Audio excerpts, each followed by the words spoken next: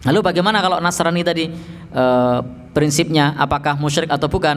Nah, maka kita lihat pernyataan sahabat Ibnu Umar tadi.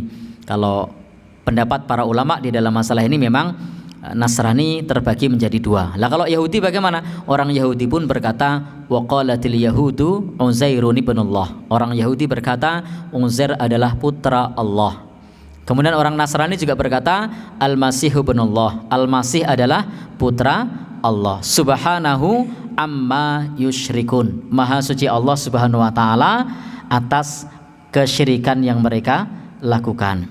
Sehingga orang Yahudi, orang Nasrani pun bisa terjatuh dalam kesyirikan. Mereka menduakan Allah Subhanahu wa taala. Dan ingat bahwa bagi kita semua ketika turun Nabi dan Rasul yang terakhir, maka kita wajib beriman kepada Nabi dan Rasul yang terakhir. Tidak mengimani Nabi Shallallahu Alaihi Wasallam meskipun mereka beriman kepada Allah, maka statusnya bukan orang Muslim, tapi statusnya tetap orang kafir.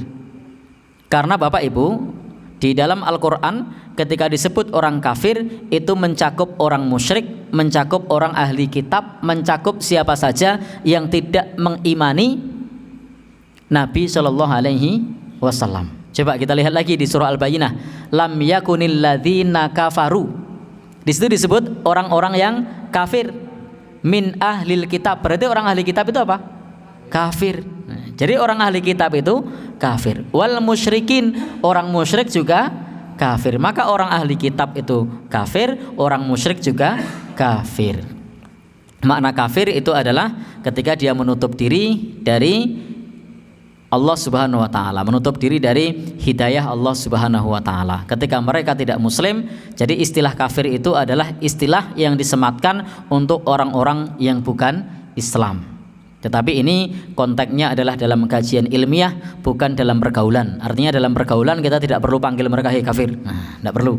Nah, tetapi ini adalah konteks dalam kajian ilmiah, mereka adalah orang kafir. Kalau sapaan menyapa mereka ya silahkan disapa Pak D, Pak Le, Budi. Jangan panggil-panggil kafir, itu golek masalah. Nah, jadi Bapak Ibu, sehingga kita tidak perlu mendekati kekufuran, tidak perlu mendekati kesyirikan.